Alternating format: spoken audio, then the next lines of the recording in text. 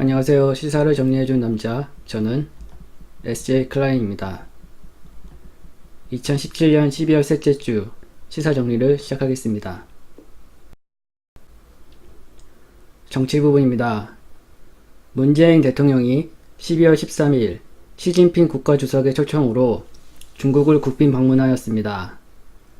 문 대통령은 3박 4일의 중국 방문 기간 동안 시 주석을 비롯해 리커창 총리, 장더장 전국인민대표대회 상무위원장 등 중국 권력서열 1위에서 3위와 차세대 지도자인 천민얼 충친시 당서기를 만납니다.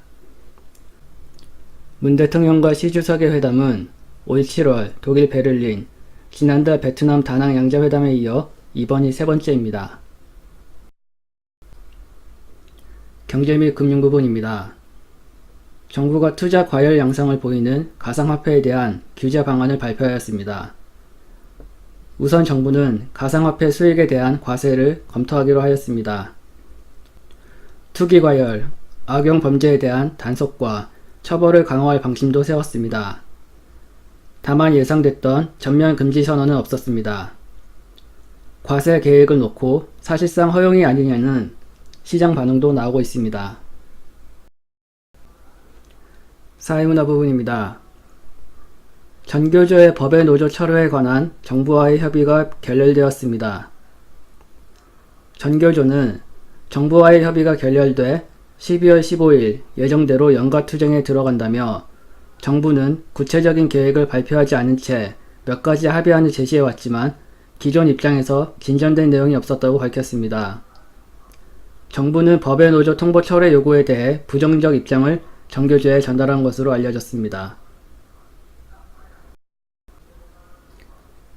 과학 및 IT 부분입니다. 삼성전자가 IBM의 양자 컴퓨터 개발 프로젝트에 참여합니다. 미국과 중국, 일본이 미래를 지배할 분야로 보고 치열한 경쟁을 벌이고 있는 양자 컴퓨터 개발 분야에서 삼성전자가 IBM 프로젝트에 본격 참여합니다.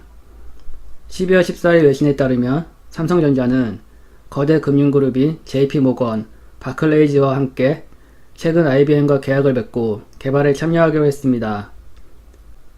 이로써 IBM 개발그룹은 현재 양자 컴퓨터 개발에서 선두그룹을 형성하고 있는 D-Wave와 구글 및 마이크로소프트는 물론 중국 그룹보다 앞서 나갈 수 있을 것으로 전문가들을 예상하고 있습니다. 스포츠 및 연예 부분입니다.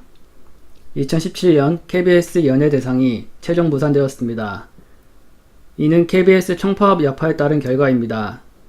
전국 언론노조 KBS 본부는 지난 9월 4일부터 고대영 사장의 퇴진을 요구하며 총파업을 이어가고 있고 기술 직군 중심의 KBS 노동조합은 지난달 초 고 사장의 조건부 사퇴안을 받아들여 파업을 잠정 중단했습니다.